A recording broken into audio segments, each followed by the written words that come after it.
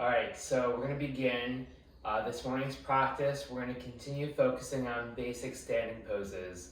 So to start, lie down. Make sure you have a blanket underneath your neck and your head, and a belt, a yoga belt nearby, since we'll be using that to stretch the muscles in the back of the hip. So I have a model here. Kevin is going to be my student model today. Thank you for being here, Kevin. Just close your eyes. And as you close your eyes, I want you to bring your focus, a gentle focus, to the quality of your eyes.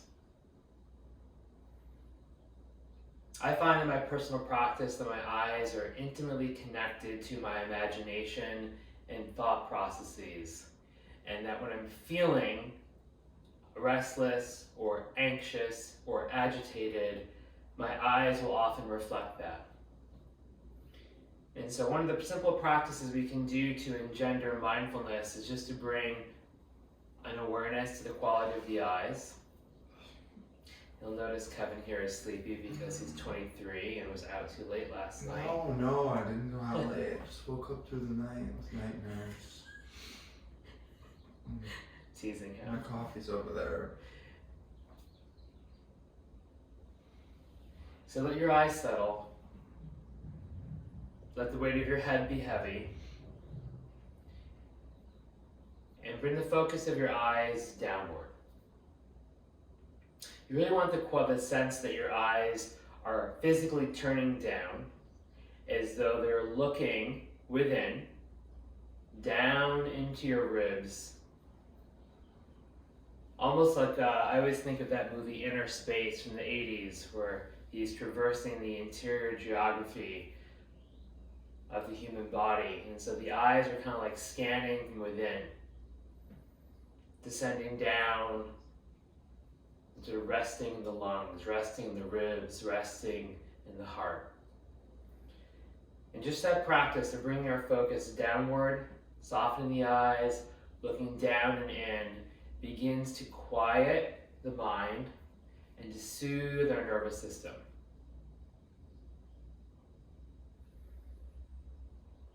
And whatever asana we do, this is the place we want to begin, is the connection we make to ourself underlies whatever shapes we make and whatever balanced action we create in the pose.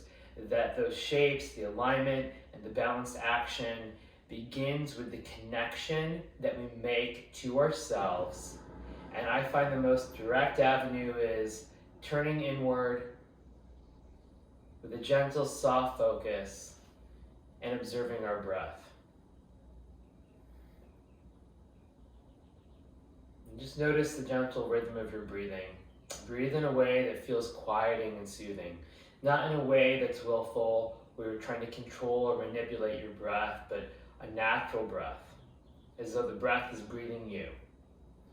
And the eyes and your focus is watching your body receive the inhalation and release the exhalation.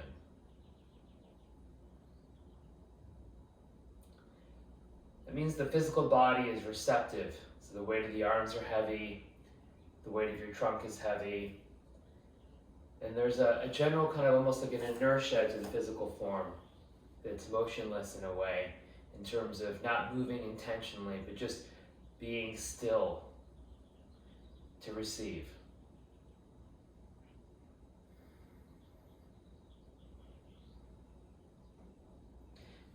And waiting for your breath, with your next exhalation, I'd like you to draw both knees towards your chest, even really towards your armpits. So you hold your right knee with your right hand, your left knee with your left hand.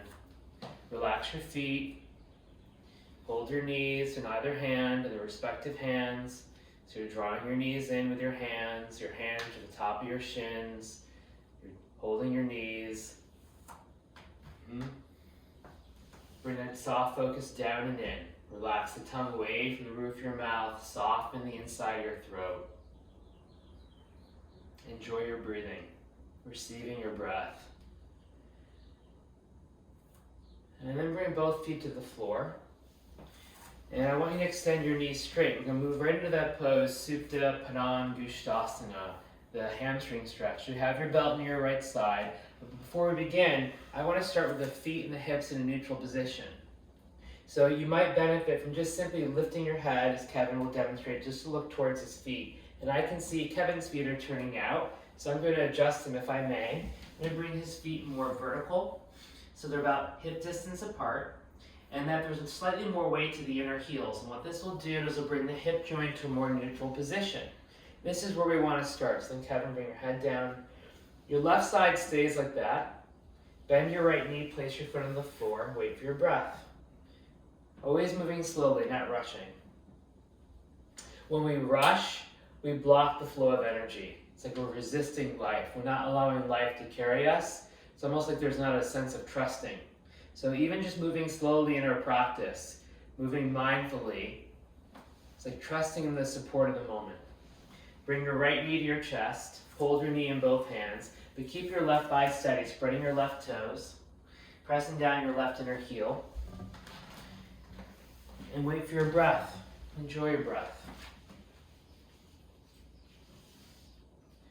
You're going to take your belt, position your belt over the arch of your right foot. Adjust your belt accordingly so it correlates with the flexibility of your hamstring. Hold the belt with your right hand and extend your right knee straight. Let your left arm be relaxed. So I'm seeing it some at home with some of you. Yep, there you go. Audrey, you're working on your belt. Jack. There you go. Yep. And so when you make the loop, you also, so what I would like, if you look at the camera, Audrey, what I had Kevin do is we made a loop, so the belt is like fastened, and then he's actually hanging in the loop. So you notice that he can hold the belt, just like he would be hanging from like a monkey bar. His wrist is in a neutral position, his elbow is straight, and when he pulls, he just pulls back from his shoulder. That way your hand, yes, you're using a bit of the flexors, your forearm, and the flexors, your fingers, but it's a little more neutralizing for the rest of the upper extremity. Now we practice Supta Prangasthasana to release the tissues of the back of the thigh, the hamstrings. Just repositioning the belt. So your left side, remember, you're going to press your left inner heel down, and then firm your left thigh muscles. Keep your left buttocks relaxed, but your left thigh muscles squeeze onto the bone. That's the thigh that's on the floor. That thigh has to be steady.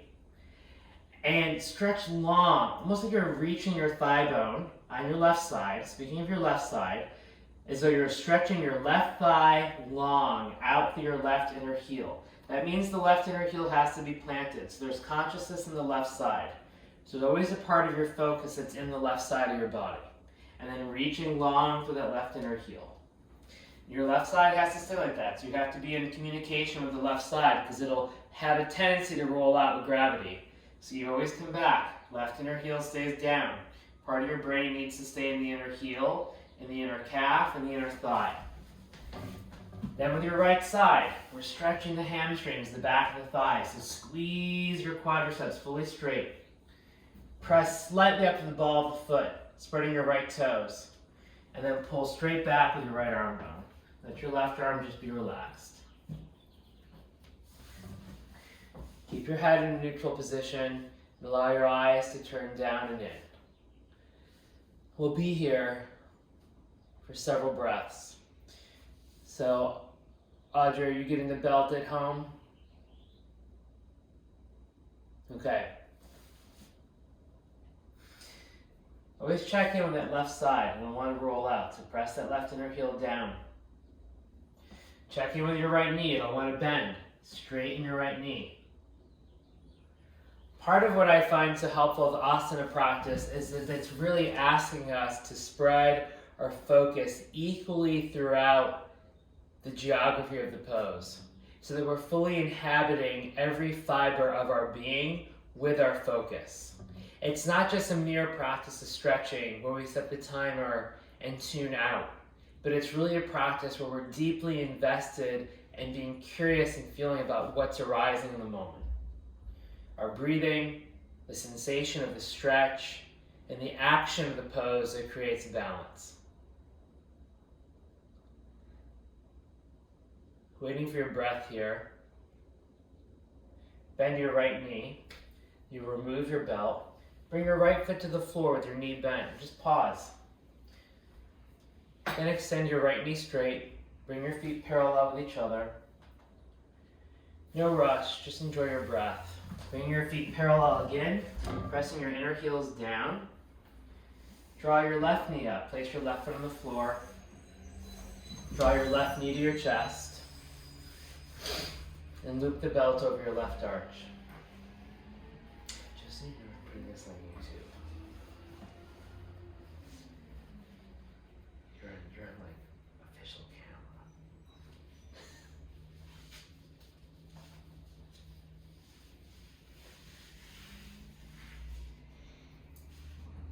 Alright, so then you'll notice what a lot of folks tend to do, and Kevin's doing it here, is they'll bend the hold onto the belt with both hands, like they're climbing a mountain.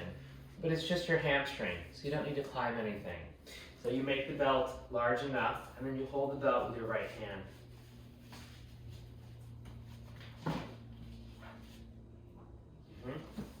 Let the right arm relax. Straight left arm. And then if you find you want to bend your arm at home, what you'll do is just adjust the belt accordingly. So, let me release this just a bit. There you go. That's it. And bring your fingers around the belt fully. Straighten your left knee. And then press the inner heel down. Ground the left inner thigh, right inner thigh. Ground the right inner calf. And we want to feel the stretch to the back of the left thigh. This is a good pose to practice for in standing poses, for preparation of standing poses, which we're going to continue working on today. So I like to start with this because it releases part of the back line. It's a whole train of connective tissue and muscle from the plantar fascia muscle, the connective tissue of the sole of your feet, all the way up through your hamstrings. But specifically, we're doing the hamstrings. When the hamstrings are tight, they can really limit our range of motion of the pelvis in a lot of standing poses. Let your eyes be soft, turning your eyes downward and inward. And when your eyes come in, bring your focus in, and then distribute that focus throughout the body, spreading your right toes, pressing the right inner heel down. It's like almost like a river of consciousness pours down through that right thigh. You have to be fully embodied in that right side of your body. And you squeeze your left thigh muscles straight. I misspoke. You squeeze your left thigh muscles to straighten your knee. And you stay with your breathing. Let your face be soft. Let your breath be relaxed.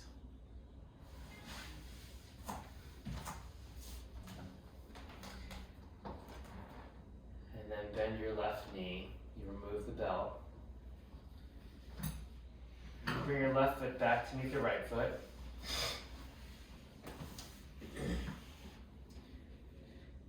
And take a moment, enjoy the space you created in your hips. What a lot of students report back after they even do this, just one time, is they might feel that their pelvis is more settled. There may be the sense that it's easier to breathe, that the lower abdominal pelvic cavity feels softer and more receptive to the excursion of the diaphragm and the movement of the breath.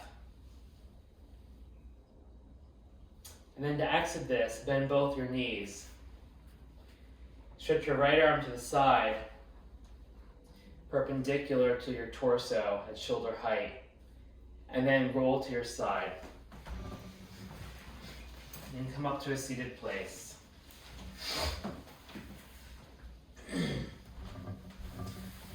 Okay. Then to mobilize the spine, we're going to start on your hands and knees in a tabletop position. So place a blanket across your mat.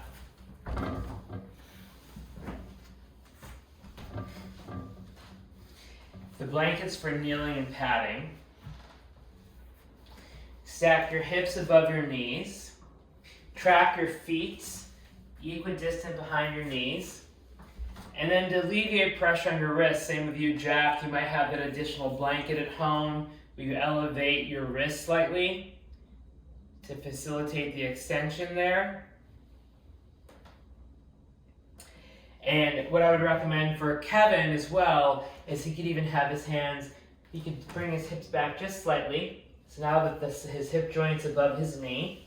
And I like actually his hands are slightly in front of his shoulder joint. What I noticed for him is he collapses a lot here at the base of his wrist. So I'm going to ask him to spread his fingers, not to move his hands, but to spread his fingers out from the center of the palm as much as he can. And then to distribute the weight throughout his hand, especially through the inner part of his hand, through his index finger and thumb, while firming his muscles onto the bone. So for some of you, if your arms are weak, this is actually quite a bit of work. So we'll start here, and this is the spinal wave. So we're going to do cat and cow. So on your hands and knees at home. The movement is going to come from the tailbone. Well, let me rephrase that. We conceptualize the movement as being initialized from the tailbone. The movement really comes from the abdominal muscles contracting, right? But I want you most to think that the movement starts from the tailbone. But as soon as Kevin brings his navel to his spine, pull your navel in, his pelvis tucks under. So as the navel draws in, the pelvis tucks under, the spine rounds up towards the ceiling. He can bring his chin to his chest. And I'd like you to stay here for a few breaths. This is a great way, again, to kind of stretch that back line of the body, specifically the lower erectors, the lumbar spine, and the thoracolumbar fascia, the sheet of connective tissue through the low back and the back ribs. So if you imagine where your kidneys are at your lower back ribs, at the back of your waist, what I'd like you to do in this pose, being here with your breath, staying in this shape, as you inhale your breath, puff into your kidneys so the back of your body expands by pushing the floor away. Keep that fullness, and as you exhale, pull your navel in even more so the low back rounds. So you really feel a stretch and release through here. This is an excellent place to be for at least 30 seconds.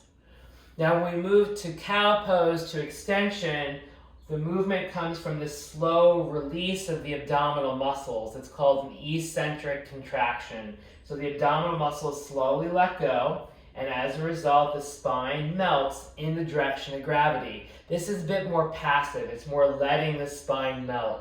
For most of us, they'll have difficulty through the thoracic spine. So a cue could be is imagine that your heart center melts with the steadiness of the arms, and you glide your chest forward through your arms. That's it. And you can be here for a few breaths, keeping the back of the neck long, eyes down and in. And then drawing your navel in, tuck the tailbone under and round the spine up towards the ceiling. So you come back to cat pose. Yep. That's it. And really pushing the floor away, drawing your navel toward your spine, back the body domes.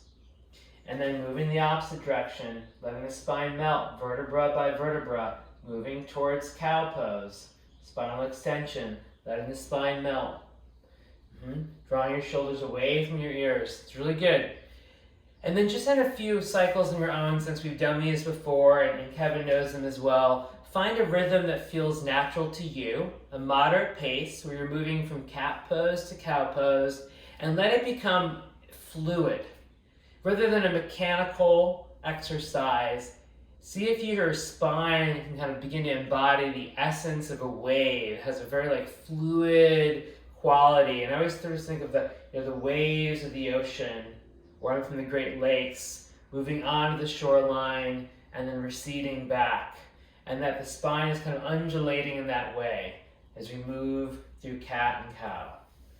And one of the offerings I have is always to imagine that wave starts from the tailbone, really the axis of the hips. And the head is kind of responding to that. The head moves last. So just continue moving your own pace. Move from the hips first, Kevin. Draw your navel in. Move from the head last.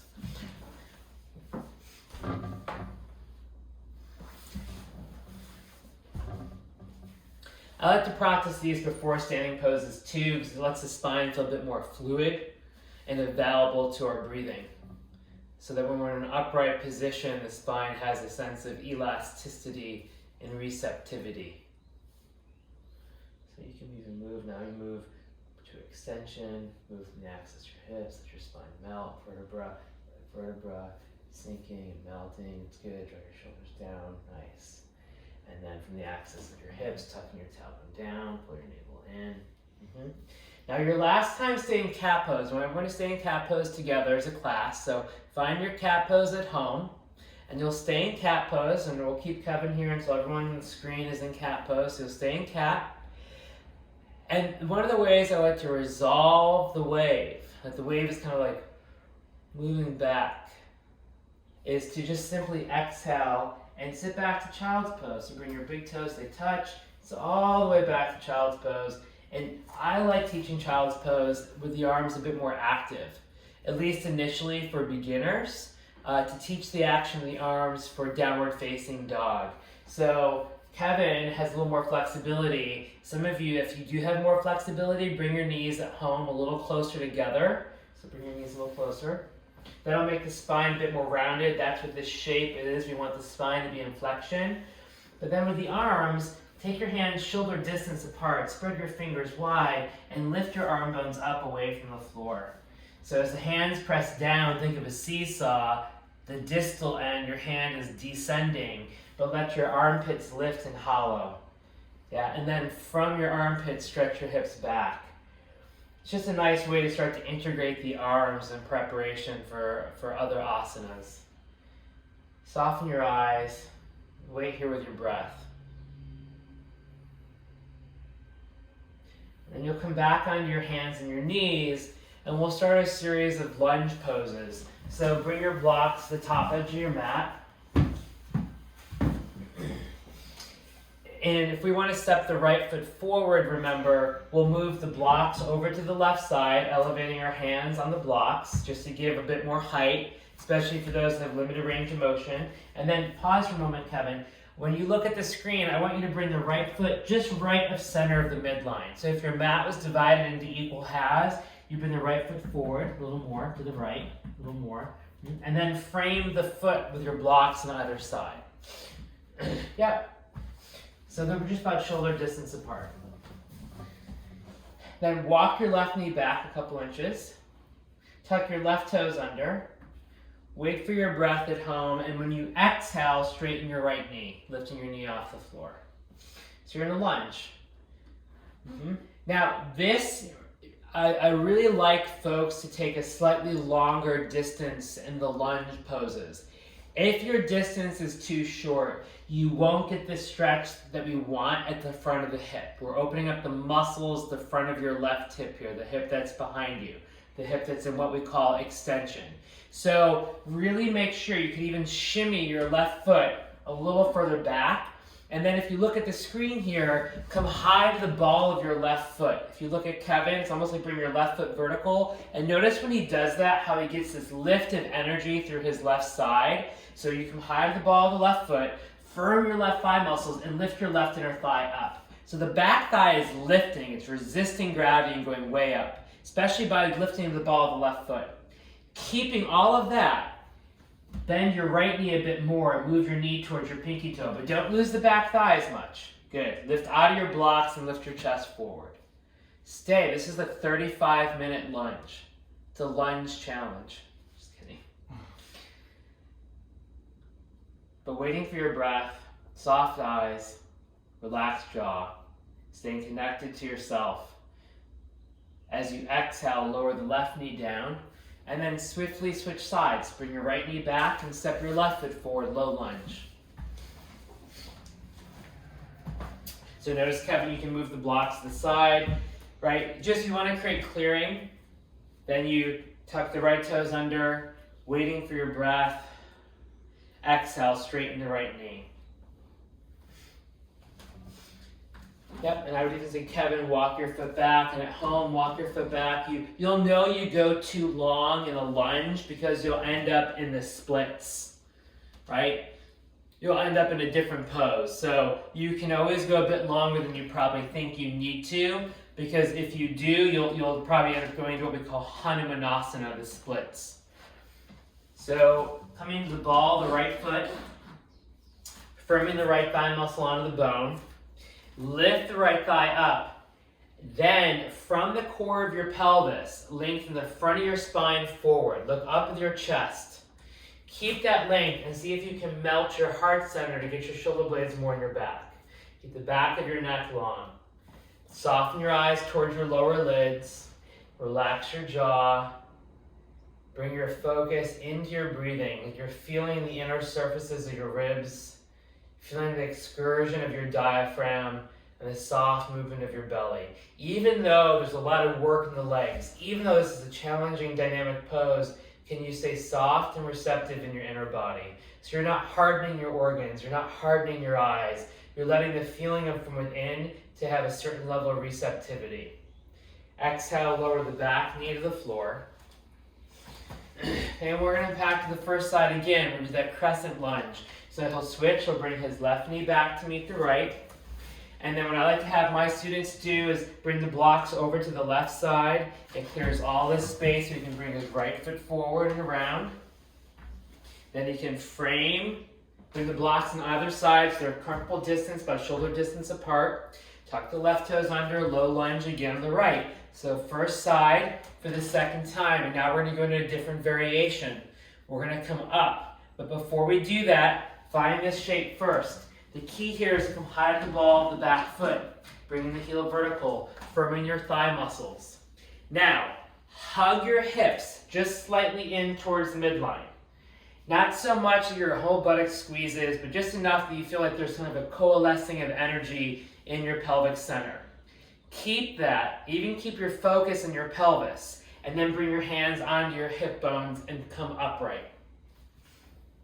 And then you pause. Now what a lot of people do at home is they'll tend to straighten the knee. Kevin's doing a really great job of keeping his knee bent. He can move his knee out just slightly. That's awesome.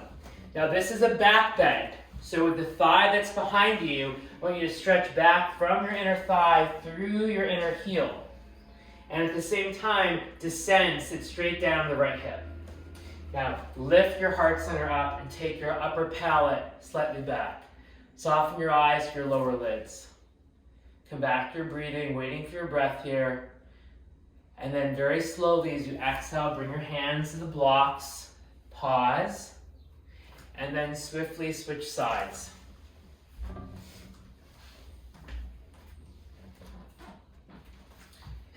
Take your time setting up. Remember, the goal is not to rush. The goal is to practice in mindfulness and connection to oneself. Hug your hips towards the midline. Keep the back thigh lifted. Inhale, rise up. Place your hands at your pelvic bones. What will usually happen is the front knee will want to fall in. So move your front knee out towards the pinky toe. And then straighten the right knee. Firm the right thigh muscles.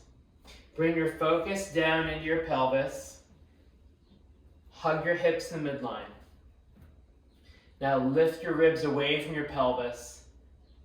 Move your arm bones towards the back of your body and lift your chest. Relax your throat. Soften your breath. Exhale, bring your hands to the blocks. Lower your back knee. And then bring that left knee back to meet the right. Just come back to a child's pose. Bring your big toes together.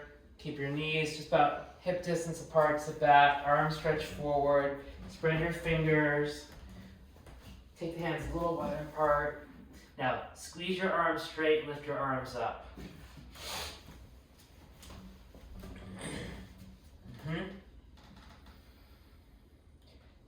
And you recover. Child's pose is a turning in. Head is below the heart. Torso is long. The lunges, the low lunge and the high lunge are in the family of the warrior one poses, or this sometimes is called the Anjaneyasana poses. They're really just a series of poses where we position the pelvis in relationship to the earth in various ways to open up parts of the hip. So sometimes you're lower to the ground, sometimes more upright, but usually the stretch is somewhere along the front of the hip and even into the abdomen. Those poses build a lot of heat. So it's important to take a moment to recover, to stay connected. Then Kevin will come back onto his hands and knees to a tabletop position. And then we're going to come up to a standing position for Warrior 2 pose, Virabhadrasana 2, in a similar family, very similar to the lunges. So you're going to clear your mat of all your props, and then come up to standing position. I'm just going to reorganize some of the props over here for cleanliness and orderliness. So Kevin will stand in the center of his mat in what we call mountain pose or Tadasana, right in the center. And then look down at your feet at home when you do this. The cue that I like is if you bring both of your fists together and you were to place your fist right above and superior to your pubic bone, that the distance of your fist is roughly about, those two fists together to a greater or lesser degree, is roughly about the distance of your actual hip joint proper, where the femur joins with the hip socket. So when you look down at your feet, I like to have my students bring the inner edges of their feet about 2 fist distance apart. That to me is more living in what we call an anatomical reality of aligning the bones up. So then make the outer edges of the feet parallel with each other. So that means your big toes turn in just slightly. And just by that, we begin to align the pelvis with very little effort. Let the arms relax the side of your body. I'm going to place my fingers just lightly, if I may, right where the top of Kevin's thighs are. You can move these back just slightly. So, slightly down like that. There. Feel how the weight just came in your heels. Then you lift the top of the chest, lift the back of the skull, soften your eyes to the lower lids. So Tadasana is the pose where you just take a moment, sort of like standing meditation, really. It's what it is. So we've worked on sitting in a chair and finding the normal curves of the spine in seated meditation. And this is finding, establishing, and maintaining the normal curves of the spine in an upright position, which we do in a lot of standing poses, although we might distort them a little bit here and there, but there's still kind of this sense of verticality that we're embodying in Tadasana that can relate to other postures as well. So standing with the feet hip distance apart, letting the upper inner thighs where your groins are just soften back slightly. So when we worked with meditation, you kind of felt your pelvis tip just slightly forward. It doesn't do that a lot here, but it's very subtle. Then from that, it's almost like your pelvis is descending on your thigh bones, anchoring down to your heels. You just let the ribs naturally lift up as you breathe in. It's like the ribs are lifting, rising, ascending upward. Top of the chest lifts, but then the brain descends. It's like this is in prayer. This is going up. This is going down. And if you can kind of get the spirit from here to here, like energetically the spirit of the feeling, then to a greater or lesser degree, that's almost every single standing pose, right? Not exactly, we might again change the shape of the spine, but sort of the spirit of being upright and open in the front of the body, easy to breathe, centered in the mind. That's Virabhadrasana 2, that's triangle pose, that's even half moon. And then we use props, walls, blocks, whatever we need to kind of help us if we're limited in parts of our body. So we still kind of have this central vessel that is receptive to energy, to prana, to breath, to the experience of the moment. So what we do now is in Virabhadrasana 2, Kevin's going to bring his arms to shoulder height and a plumb line. This is the classic cue. Imagine the plumb line from your wrist down to the floor. You would step your feet roughly that distance apart, still keeping them parallel with each other. So Kevin will step his feet wide apart, roughly about that distance. Now, if you are a bit cattywampus at home, you're like, whoa, then you might have your feet a little closer together for stability. If you feel pretty strong, having your feet about the distance of your arms will really allow for more opening of your hips and elongation of your spine. Then to rest your arms, bring your hands onto your hips. Turn your feet so they're parallel first with each other. So even the big toes turn in towards the midline. Okay? This is the starting position. Now, in the Iyengar yoga world and the Ashtanga world, they enter a lot of the positions classically from this upright position. And the vinyasa and the flow, they tend to enter their standing poses from downward facing dog. So I like to enter them from an upright position because it's easier for beginners and we can really focus on proper alignment and being in the pose a bit longer rather than constantly moving from pose to pose to pose to pose to pose. So when we enter it this way, the way, and I'll show and Kevin can walk from behind, is we have to position our feet. So if I want to move to the right, I have to turn my left foot in and my right foot out. And what most people do is like, my neighbors downstairs probably like, what is he doing? So what we want to do is I kind of lift up on the ball of my left foot. I can kind of polish my foot like this. So see, I lift my heel up and then I kind of turn it.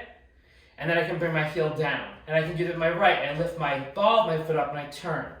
So I can kind of do this like here, here, here, here. See what I'm saying? So it becomes a bit more fluid instead of like a thudding and moving all around.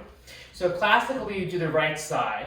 So I'm going to have you turn, and I'm not mirroring, but I know at home it looks like it is. So you turn the left foot in, you turn your right foot out, and then you make sure your right foot's turning out 90 degrees, and your left foot turns in a bit more. And the classic instruction would be heel to arch. Then inhale, bring your arms to shoulder height, palms facing down. Your navel's facing forward, your chest is facing forward, your gaze is still facing forward. But what we want to do with the front thigh, and this is really key, straighten your knee, is everyone at home, turn your thigh out so your kneecap is pointing towards your fifth toe. And one of my teachers even suggests turning the front foot out one big toe more to really focus on this external rotation. Then, when you exhale, bend your right knee and pause. So the knee comes above the heel, knee moving towards the pinky toe. And I can see for Kevin, he could easily bend his knee more. So he's going to walk his left foot further back. So find the shape at home. Take your time. These are foundational poses. Go longer, go longer, go longer. Jack, go longer. Yep. Even longer, Kevin. Longer, longer. This is probably the longest standing pose you can take. Then bend your knee even more at home. So the knee is, that's it, right there.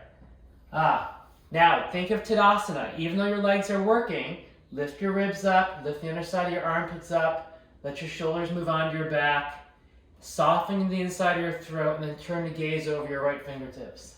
Lift your fingertips a little higher. Stretch out through the arms. Drop your chin down. There you go. Now, Jack at home, what I would say is reach back more through that left arm. Yeah, like someone's pulling you back. Now keep being pulled back, Jack, even more, but then bend more in your right knee. Yeah, but then keep reaching back more through that left arm. That's it. Yep, and then lift your head up a bit more, Audrey. Now, when you come out of the pose, imagine you have me at home, God forbid, pulling on your left wrist, and you slowly inhale, come up, straightening the knee. And then you bring your hands to your hips just to rest the arms. You turn your feet parallel again, and then keeping your feet just the same distance. You might have to adjust a little bit because not both sides are different, so it's okay if you find one side needs a slightly longer stance and the other side needs slightly shorter. That could be the case. So you just understand there's asymmetry in the body, so you can make adjustments at home if needed. Kevin's going to turn. He's going to lift his heel up. He turns his foot in, and then turns his front foot out. So at home, it's a bit difficult to get. It looks like this. So from here, this goes up, boom. See, it's very fluid. It's almost like you want to just practice doing this like in the shower. Just kidding, because you'll fall. Right, then inhale, stretch the arms to the side. Turn the top of the thigh out. And then exhale, bend your left knee. I'm just going to take a peek at the camera here. Make sure that your front foot is turning out, that it's not turning in. So Jack, look at your left foot. Turn it out a bit more. That's it. Awesome. There you go. Now, try to the best of your ability to bring that front thigh square to the floor. Now, if I say, hey, Kevin, bend your knee more, he's going to bend his knee over his ankle. So you can see Kevin needs to go longer. So Kevin, walk your right foot back. Some of you might be doing that at home too. This is one of those standing poses where your distance, as long as you feel stable, can be pretty wide apart. Then what I like to have folks do is soften the inside of your throat like your esophagus is relaxed. And from a relaxed esophagus, turn the gaze over your left fingertips. Let your eyes be gentle at your lower lids. From the center of your chest, stretch out through your arms equally in both directions. Feel the movement of your breath.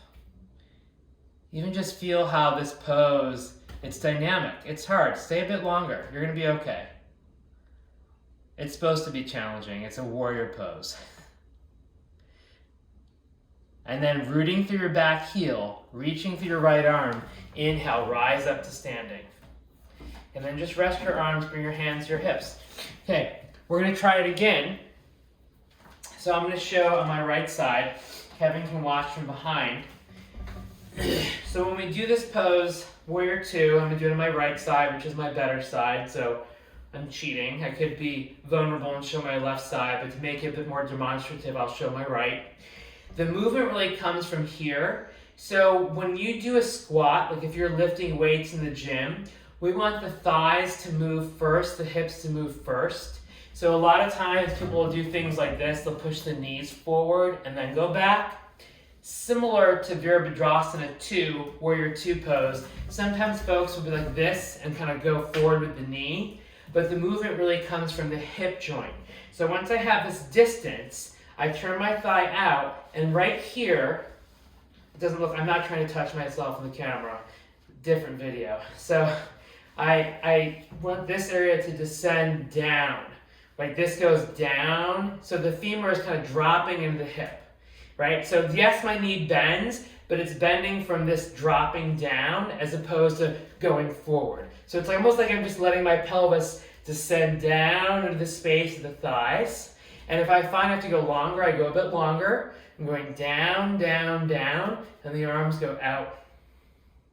But what I like about this is working a lot, but from here to here, this is like open. Like this is not unlike sitting in meditation, right? This can be receptive to the breath. This is receptive to the breath. This is receptive. If I wanted to chant like,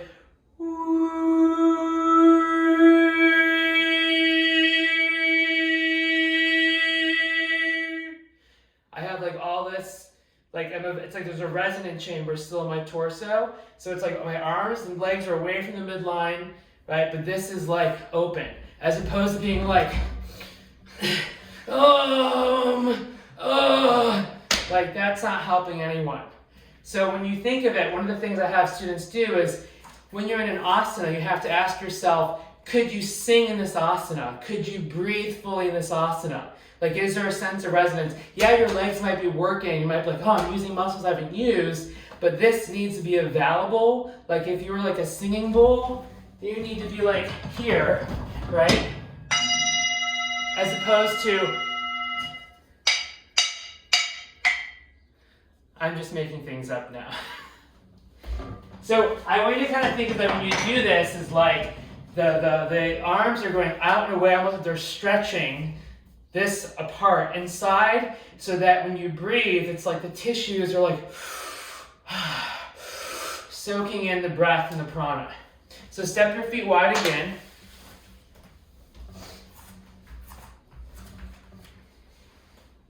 Turn your left foot in and your right foot out. Kevin, go a little longer. Try going a little longer this time at home, if it feels stable to you. Remember, the movement is here at the hip. So inhale, bring your arms to shoulder height. Even take the fingertips just slightly up. Top of the right thigh is going to turn out. And then as you exhale, drop down, descend from here. Yeah, see as I keep adjusting? Go back, go back, go back, go back, go back. Drop down, drop down, drop down. Let your pelvis descend into the space of the thighs. Let it go down. Your pelvis is going down to the earth. And then let your spine lift up. Stretch out equally through the arms. Turn the gaze over your front fingertips and soften your jaw. And while you don't have to chant at home, although you could, have this sense that your throat is open, your chest is open. It's like as your arms stretch out, it's almost like the lungs spread to the side to create space for your heart. And the essence of your heart can expand horizontally, reaching out to the fingertips. And as your pelvis descends down, let that invite your breath to move down, your focus to move down. Wait for your breath. Inhale, straighten your right knee. Bring your hands, your hips to rest your arms. Now turn both feet parallel. Turn your right foot in and turn your left foot out. Inhale, bring your arms to the side. Exhale, from the top of the thigh, drop down. That's it. Yes, and then turn to gaze over your left fingertips. Kevin, turn your back foot in just a bit more. There you go. That's it. And then find that sense, almost like when you're in Shavasana or meditation. Soften the edges of your breath. Soften internally. Stay connected to yourself. That doesn't mean the pose isn't going to be dynamic or difficult at first, right? Especially in the beginning, we're using huge muscles that require an enormous amount of energy and cardio output. Your heart rate's going to go up, right? So almost like relish that. Enjoy that there's a sense of heat that's being built internally in your body. Stretch out through your arms, feel your heart expand, and then inhale, rise up. Turn both feet parallel. Heel toe your feet together. And then come back down onto your hands and knees for an Adho Mukha Svanasana, downward facing dog pose.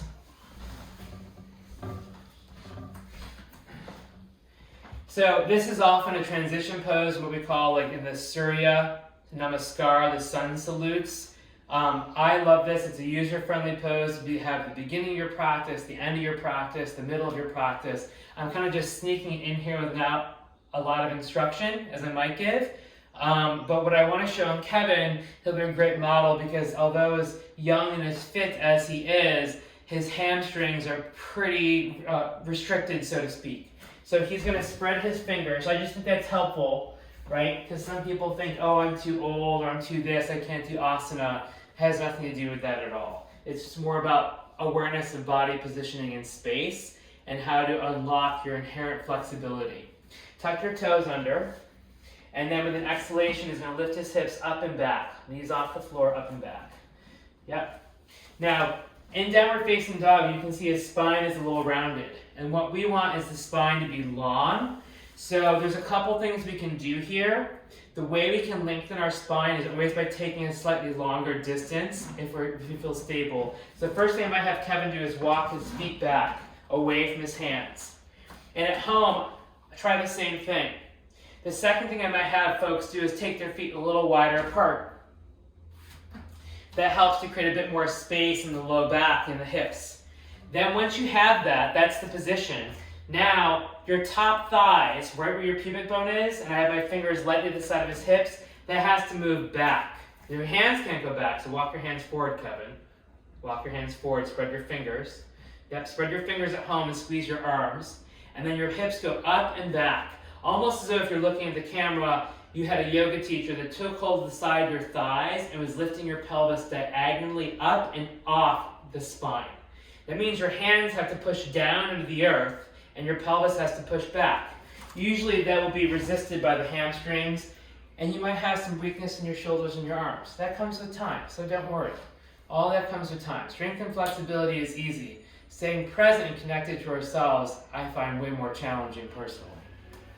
Stay for a breath, and then exhale, come down to your hands and knees. Come to child's pose, bring your big toes together.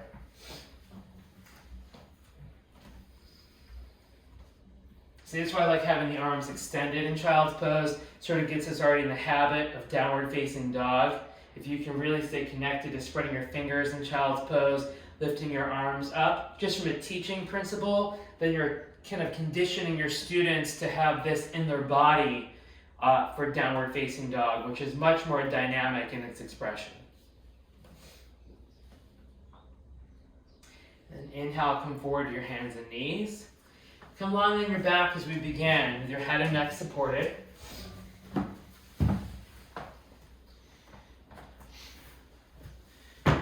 Just simply draw both, rest your feet on the floor with your knees bent.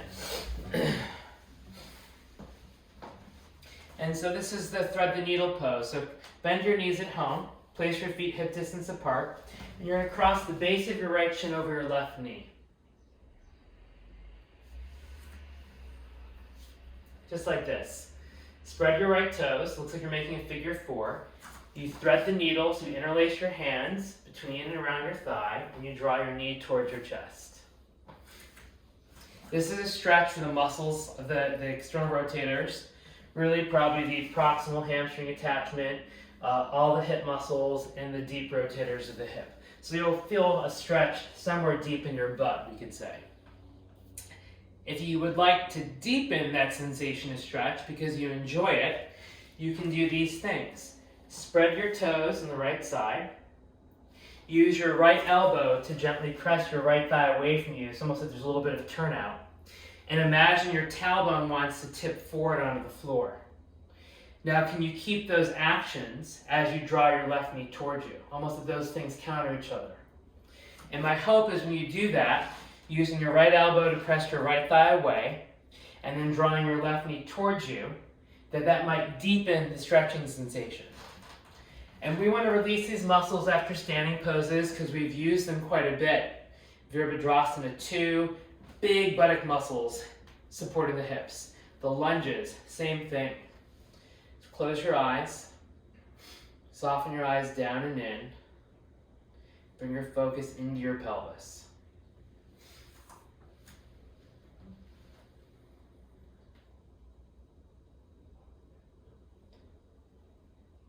Waiting for your breath.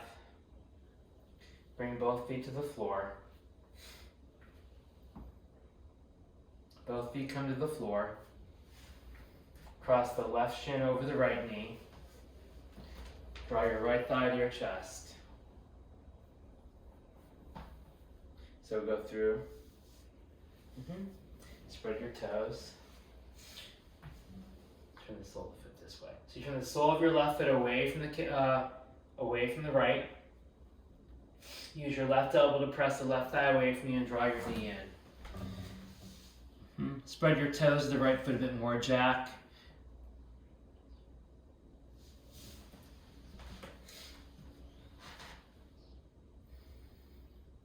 Bring your focus to center.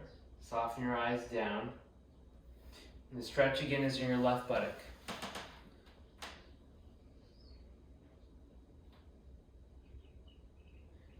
Waiting for your breath, bring your feet to the floor. Just draw both knees to your chest. Gently massage your back, maybe side to side, massaging your sacrum. I'm just checking the time. Bring your feet back to the floor. Let your arms rest alongside your body. Extend your knees straight. Just a mini Shavasana. Bring your legs equidistant from the midline of the body. Bring your arms equidistant from the midline of the body. I like to rest on the pinky side of my hand. It's more neutral for the shoulder. So the palms are just resting more neutral. Fingers turning in.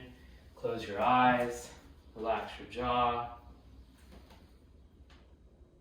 Now, I often prescribe Shavasana for 25 to 30 minutes as a daily practice. If you're in an asana practice and you spend 30 minutes doing some active poses and you're pressed for time, then you might do a mini Shavasana and practice Shavasana later in the day. Usually between the hours of 2 to 4 is a great time, or in the evening, to have a longer restorative practice. But not all of us always have the luxury of doing 2 to 3 hours of yoga every day. So at the end of your practice, a mini Shavasana, unless you have time to do 20 to 30 minutes, and then maybe separate from your active practice at another point in the day, schedule a time for Shavasana with more props. That's in a previous video. So close your eyes, drop your gaze down and in. Feel the weight of your body meet the earth. And allow your body to feel heavy. Feel your muscles. Feel your bones. As your body releases, receive your breath. Allow your breath to irrigate your body.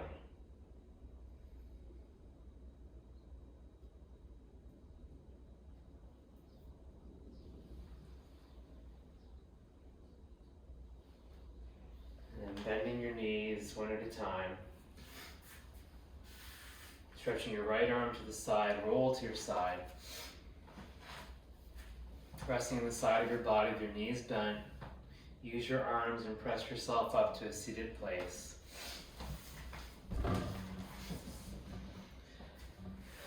So thank you so much.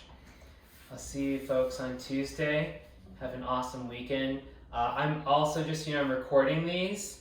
Like they get recorded in Zoom, but I don't really know how that works because I'm not that tech savvy. So I just set up my iPhone. So I'm gonna upload the classes on YouTube, so you also have them, not just in terms of like a tutorial of what we covered, but also just like a general like what we did. So if you want to practice this again at home, then you have like a general sequence. So again, feel free to send me an email if you have feedback or questions, and I hope to see you next week. Namaste. Namaste. Thank you.